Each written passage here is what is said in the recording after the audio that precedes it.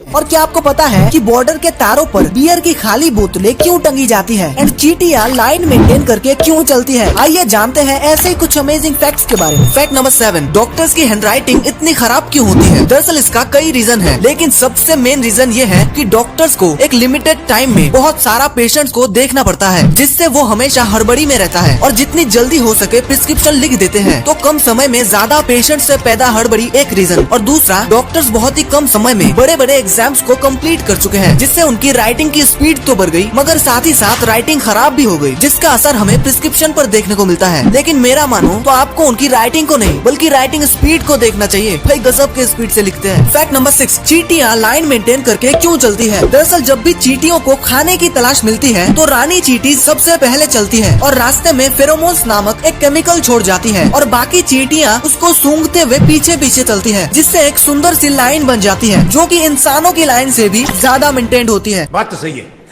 Fact number 5, चलती train का driver सो जाए या फिर बेहोश हो जाए तो क्या होगा? कुछ नहीं होगा। दरअसल ट्रेन में 2 ड्राइवर होते हैं, एक मेन ड्राइवर और एक असिस्टेंट ड्राइवर। तो अगर मेन ड्राइवर बेहोश हो जाता है या फिर सो जाता है तो असिस्टेंट ड्राइवर उसे जगाता है और ट्रेन को संभालता है, और अगर फिर भी वो नहीं उठता है तो असिस्टेंट ड्राइवर ट्रेन को अगले स्टेशन पर रोक देता है और स्टेशन मास्टर से कांटेक्ट करता है। तो अब सवाल आता है कि अगर दोनों ड्राइवर ही सो जाए या फिर बेहोश हो जाए तो क्या होगा? क्या सैकड़ों लोग जो ट्रेन पर सफर कर रहे हैं उनको कोई एक्सीडेंट का सामना करना पड़ सकता है? तो इसका जवाब भी है बिल्कुल नहीं, क्योंकि ट्रेन के इंजन में विजिलेंस कंट्रोल डिवाइस लगी होती है जिसमें 60 सेकंड का एक टाइमर चलता रहता है, और अगर इस 60 सेकंड में ड्राइवर कोई एक्टिविटी जैसे कि स्पीड बढ़ाना, हॉर्न बजाना, ब्रेक लगाना आदि नहीं करता है तो 8 सेकंड तक एक लाइट जलती है जो कि वार्निंग लाइट होती है, और अगले 8 सेकंड तक एक बजर बजता है जो कि फाइनल वार्निंग होती है, और इसके बाद भी ड्राइवर अगर कोई हरकत नहीं करता है तो ट्रेन में पेनल्टी ब्रेक लग जाता है और इसी तरह से बड़े हादसे से बचा जाता है। फैक्ट नंबर 4, बॉर्डर के तारों पर बियर की खाली बोतलें क्यों टंगी जाती है? आइए जानते हैं। दरअसल इसे देश अलार्म कहते हैं। अगर कोई घुसपैठी तारों को छूता है तो तारे वाइब्रेट होने लगती है, जिससे बोतलें भी हिलने लगती है और आपस में टकरा के बजने लगती है, जिसकी साउंड से जवानों को पता चल जाता है कि कोई चोरी छुपे देश में घुसने की कोशिश कर रहा है, जिससे वो अलर्ट होके एक्शन में आ जाता है। और ये तरीका सबसे ज्यादा कोहरे के समय में यानी सर्दियों में काम आता है, और आपको जान लेनी चाहिए कि ये कमाल का जुगाड़ और कोई नहीं बल्कि हमारे सैनिकों ने खोज निकाला है। क्या बात है यार, जय हिंद। फैक्ट नंबर 3, पैरट यानी तोते जो कि इंसानों की तरह बोल पाते हैं।